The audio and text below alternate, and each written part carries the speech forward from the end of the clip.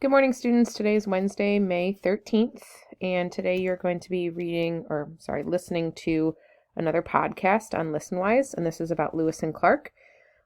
First thing you need to do is preview the vocabulary, however, on Quizlet. So if you click the link, it will take you there. Just really briefly go through the Quizlet and make sure you understand the words that you will be hearing and mark that as complete when you're done.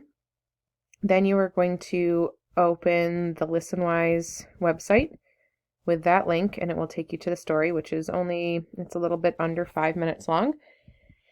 And remember, you can change the speed. So if the normal speed is fine, keep it at original. If you would like it to go a little bit slower, you can opt to do that here.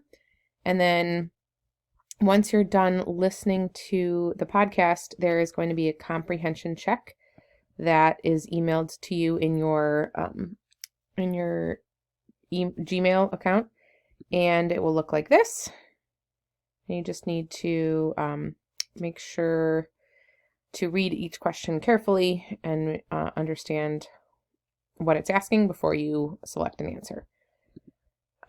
Once you are done with those three things, you are done for today. So happy listening.